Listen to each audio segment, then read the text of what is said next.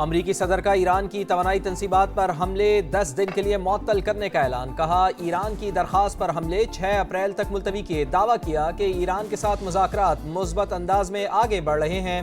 Media reports حقیقت کے بالکل برعکس ہیں. واضح کیا کہ اگر تہران نے ضروری اقدامات نہ کیے تو امریکہ ایرانی پاور پلانٹس کو نشانہ بنائے گا. ہم نے ایرانی قیادت کو ختم کر دیا. باقیوں کے ٹھکانے بھی معلوم ہیں. ایرانی بحری بیڑے اور فضائیہ کو تباہ کر کے فتح حاصل کر لی ہے.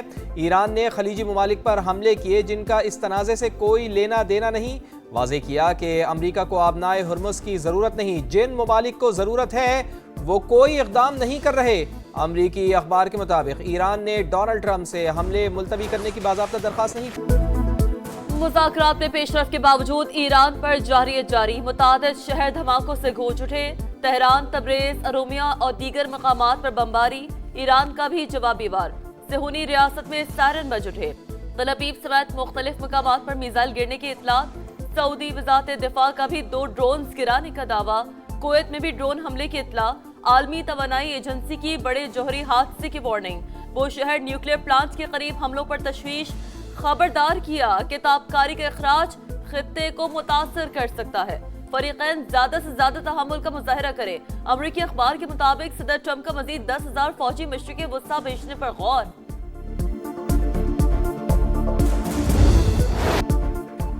طالبان رجیم کے ڈائریکٹر انفارمیشن کا دعویٰ مسترد. وزارت اطلاعات کے مطابق کنڑ میں قبضے میں لی گئی چوکی تباہ کرنے کا دعویٰ بے بنیاد. پاکستانی سرزمین اور تنصیبات کو کسی قسم کا کوئی نقصان نہیں پہنچا.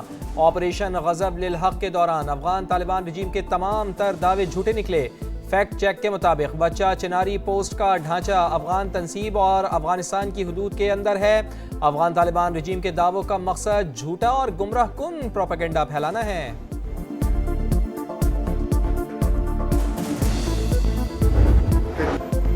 مشرق وسطیٰ میں جنگ کے شعلے بجھانے کا مشن. پاکستان فرنٹ پر 15 نکاتی منصوبہ اسلام آباد کے ذریعے ایران تک پہنچایا. امریکی صدر کے ایلچی اسٹیو وٹکوف نے تصدیق کر دی. کہا پاکستان کے ذریعے مذاکرات کر رہے ہیں. حساس صفاتی معاملہ خفیہ رکھا.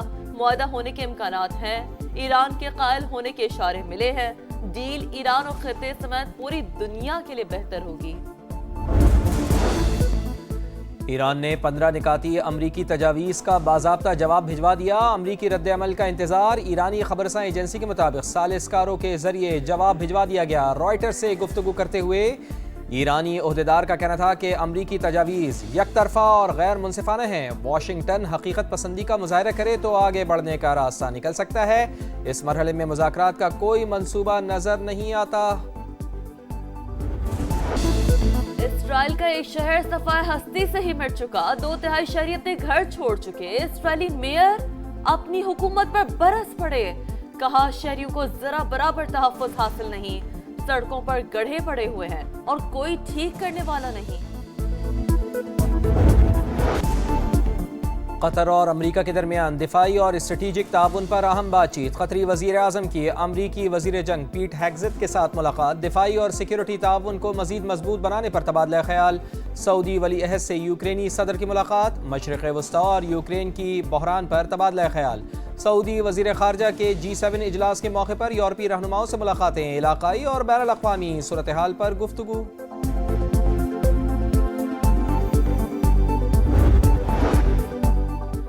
امریکی وزیر خارجہ کی یورپ اور نیٹو اتحادیوں پر تنقید. کہا امریکہ نے بار بار نیٹو کی مدد کی. جب ہمیں ضرورت پڑی تو نیٹو نے سے مثبت رد عمل نہیں ملا. بعض یورپی رہنماؤں نے کہا ایران تنازع یورپ کی جنگ نہیں. یوکرین بھی امریکہ کی جنگ نہیں لیکن ہم نے مدد کی. یورپی ممالک کا روس پر ایران کو امریکی فوجی نشانہ بنانے کی مدد کا الزام. کاجا کلاس نے کہا کہ روس ایران کو ڈرونز کے ذریعے ہمسایہ ممالک اور امریکی فوجی اڈوں پر حملہ کرنے میں بھی مدد دے رہا ہے. روس کی تردید. واضح کیا کہ امریکی فوجی اثاثوں کے بارے میں کوئی انٹیلیجنس شیئر نہیں کی. روس اور ایران کا عسکری اور تکنیکی تعاون کا معاہدہ ہے. معاہدے کے تحت تہران کو فوجی ساز و سامان فراہم کیا. روسی سفیر نے واضح کیا کہ واشنگٹن کو بارہا بات چیت کے سگنلز دیے.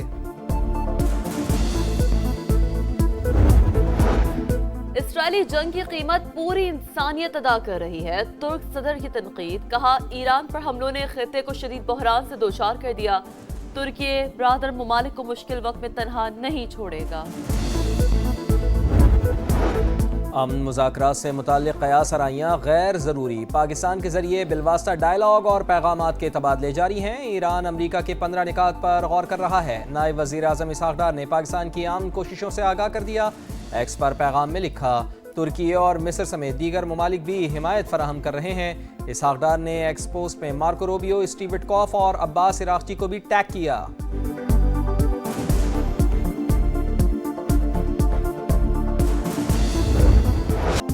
قومی قیادت کا ایران امریکہ جنگ بندی کے لیے سفارتی کوششیں جاری رکھنے کا فیصلہ، صدر مملکت وزیر اعظم اور فیلڈ مارشل کی اہم بیٹھک، آصف علی زرداری کی زیر صدارت مشاورتی اجلاس میں قومی سلامتی سمیت موجودہ صورتحال پر غور، اہم سفارتی مرکز بننے کے امکانات اور تیاریوں پر اطمینان کا اظہار، معیشت اور توانائی کی صورتحال کا جائزہ، تیل کی قیمتوں کو مستحکم اور مہنگائی کنٹرول کرنے کے لیے اقدامات پر بریفنگ، چیلنجز سے نمٹنے کے لیے قومی اتفاق رائے اور ادارہ جاتی ہم آہنگی ناگزیر، عوام سے ایندھن کی بچت کے لیے پبلک ٹرانسپورٹ اور رائڈ شیئرنگ سسٹم استعمال کرنے کی اپیل۔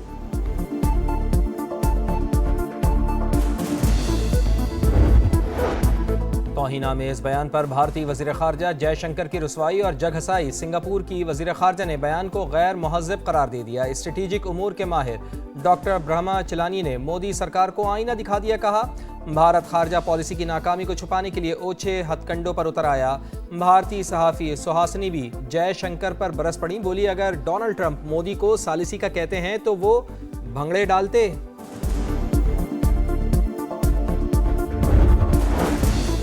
وزیر اعظم سے ایم کیو ایم کے وفد کی ملاقات، متحدہ کا 28ویں آئینی ترمیم لانے اور مقامی حکومتوں کا بل ترمیم میں شامل کرنے کا مطالبہ، گورنر سندھ کی تبدیلی پر بھی تحفظات کا اظہار، شہباز شریف کی آئینی ترمیم پر اگلے ہفتے ملاقات کی یقین دہانی، گورنر سندھ کو ایم کیو ایم کی شکایات دور کرنے کی ہدایت، وزیر اعظم کی کراچی میں سینیٹر شہری رحمان کے گھر آمد، صاحبزادی ماروی ملک کے انتقال پر تعزیت۔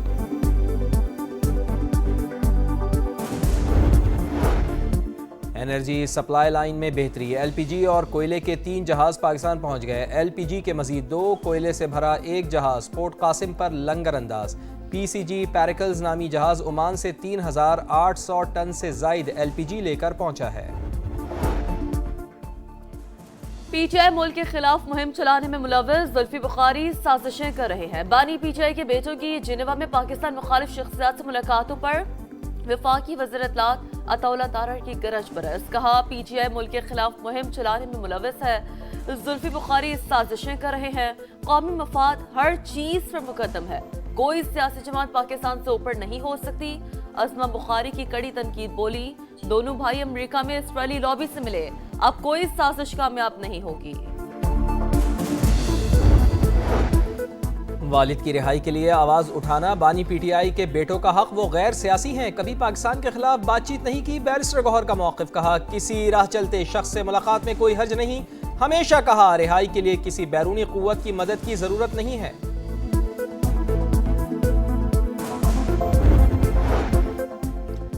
دولت کا نشہ یا طاقت کا غرور، کراچی میں ایک اور امیر زادے نے ہستہ بستہ گھر اجاڑ دیا، کار سوار نے ڈیفنس میں سگنل پر کھڑی موٹر سائیکل پر گاڑی چڑھا دی، خاتون جاں بحق، داماد زخمی، ملزم فرار، سیف سٹی کیمروں کی مدد سے ملزم پکڑ لیں گے، پولیس کی برس۔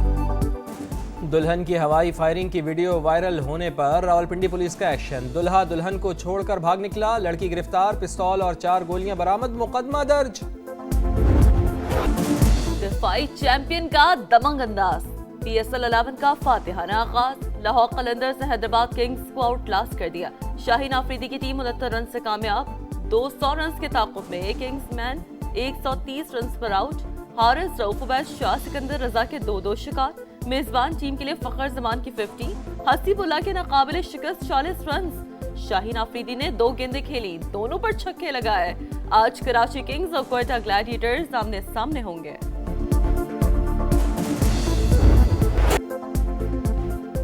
اور لاہور میں رنز کا طوفان، کرکٹ کی شان، معیار کی پہچان، پی ایس ایل کے رنگ رنگ میلے کا آغاز، 11ویں ایڈیشن میں ٹائٹل کے لیے 8 ٹیمیں ان ایکشن، حیدرآباد کنگز مین اور راولپنڈیز کا ڈیبیو، لاہور قلندرز دفاعی چیمپئن، قذافی اسٹیڈیم میں افتتاحی تقریب، وزیر اعلیٰ Punjab Maryam Nawaz, chairman P C B Mohsin Naqvi کی شرکت۔ کفایت شعاری مہم کے تحت میچز کراؤڈ کے بغیر ہوں گے، کراچی اور لاہور 22 میچز کی میزبانی کریں گے۔